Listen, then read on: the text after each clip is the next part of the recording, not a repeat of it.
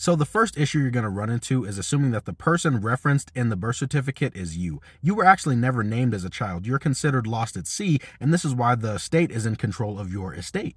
Now, if you're like me or anybody born in the United States recently, you have a certificate of live birth, birth certificate, etc. Now, live birth is defined as the complete expulsion or extraction from its mother of a product of conception. So there are three products of conception. There is the baby, there is the umbilical cord, and there is the placenta.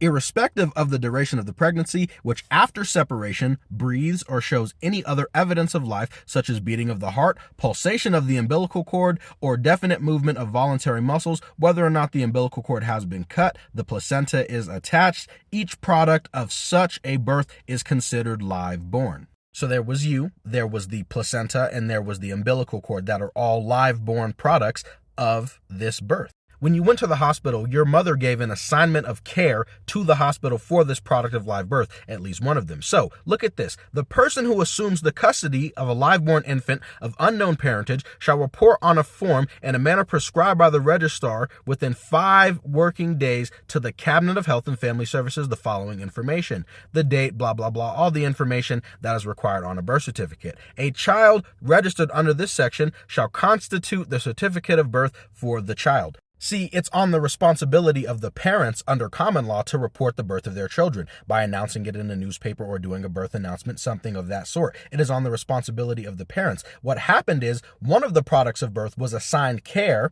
of unknown parentage to the hospital, so they created a birth certificate, which was what your parents were supposed to be doing. They ended up reporting your birth a birth instead of your parents. See what I'm saying?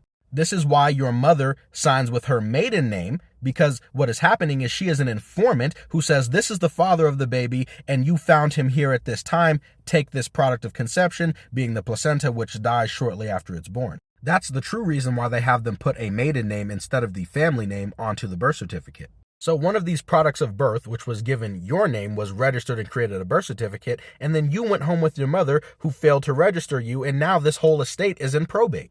Now I want to read you something from this case in 1912, Bolins versus Freer, income taxes and such. Public money in the treasury is subject of trust for all the people for public purposes and dispersible only pursuant to valid legislation. Every taxpayer is assessed a Q trust having sufficient interest in preventing the abuse of the trust.